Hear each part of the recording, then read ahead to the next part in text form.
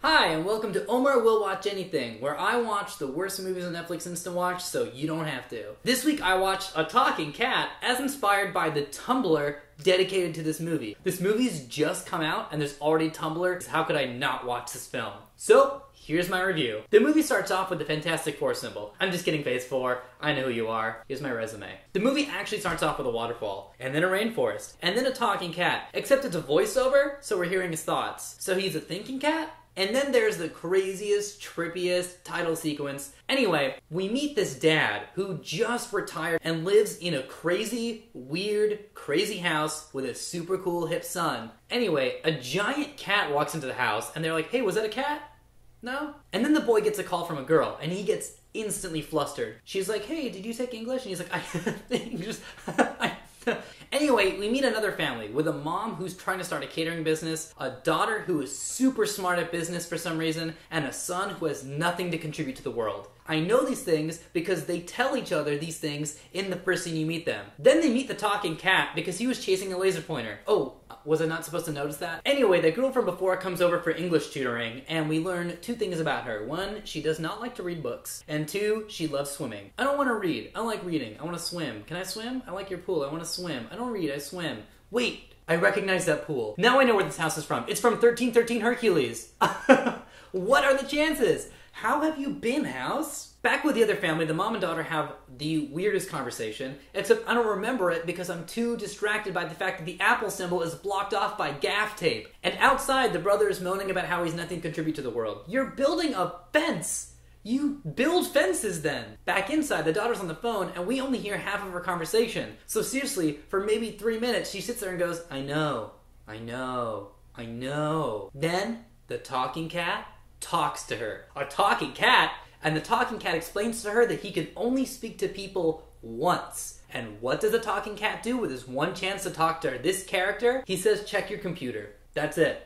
That's what the talking cat says to her. Does she check the computer? No, not right now. She'll do that later, where she'll open it up and realize the cat set up like a bookmark for her that took her to like the page of that guy's old company. But that happens later, not now. Right now, she's like, is this a prank? Meanwhile, the mom is cheering up this moronic oaf of her brother by inviting him to watch a Humphrey Bogart movie marathon that she taped. Who tapes a movie marathon? Meanwhile, this guy is watching the Humphrey Bogart movie marathon, and he's quoting Humphrey Bogart to the cat, who after 5 minutes of Humphrey Bogart quotes decides to talk. A talking cat? The cat explains again that he can only talk to people once. And what does the cat do with his one chance to talk to this guy? He says, go take a walk in the woods. That's it.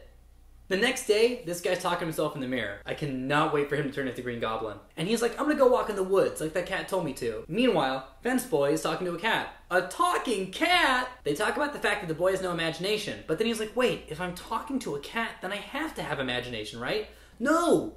No! Observing things around you is not imagination, that's just observation. You're not making things... It doesn't matter, as long as he's happy. Anyway, these two are in the kitchen flirting about Humphrey Bogart movies. Quick pause. It's a good thing she doesn't speak Spanish, because that shirt's really offensive. The dad gets back from his long walk and his son is like, where'd you walk to, Mordor? Hey, too soon, bro. And Tutor Girl arrives, and she's like, can I go swimming? Can we go swimming? There's a pool. Can I go swimming? I want to go swim. I need to swim. I need to swim. I need to swim now. And then this kid talks to the cat. A talking cat! And he can only talk to people once, so what do they talk about? The fact that the boy can't swim. That's what he talks to a talking cat about. And then the mom and the daughter have the weirdest conversation I've ever heard in a film. Yeah, well, the investors are going to invest, so we're hoping to invest. Well, you gotta spend money to make money. Money does not spend, it makes. Well, only if you make the money.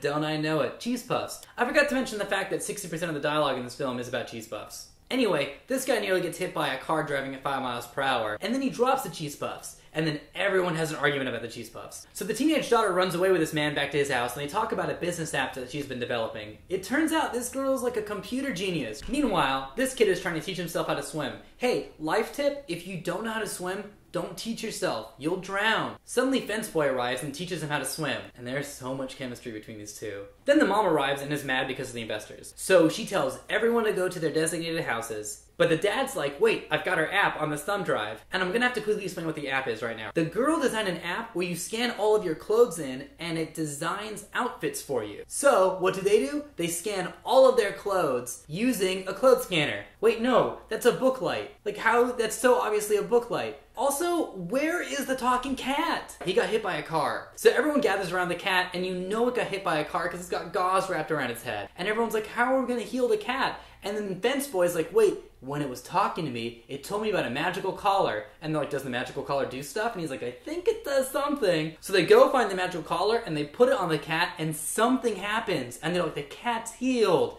Except the cat used up all of its talking, so the cat can't tell them if it's healed or not, so they just make a rash assumption because the gauze is still there. That's the end of the film. How does a talking cat level on the Omar Will Watch Anything scale of great, to enjoyable, to watchable, to unbearable, to terrible, to the dog fighting scene in the Hulk? I'm gonna put it at great. A lot of bad movies you watch and you're like, oh, why didn't you light? Or why didn't you just shoot outside? Or why does the character say this? You get that in this movie, but in a great way. You can throw a party and watch this movie and not a single member of the party will be like, why did we watch that, guys? Now, my synopsis was really only just like one perspective of this film. Go in and definitely check out the Tumblr because there is things to dive into. This is a cult movie in the making. Alright, thank you so much for watching my review of A Talking Cat. Are there any movies you've seen on Netflix Instant Watch that you do not want to watch but you want to make me watch? Go ahead and leave those in the comments below. Subscribe for more videos and check back next Wednesday for a Maybe Will Wheaton Will Show Up party. Alright guys,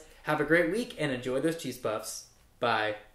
My cute little sidekick and we'd always win. We'd take over Gotham and finally kill Batman and throw people into vats of piranhas that eat them. If I was Ash, then you'd be Pikachu because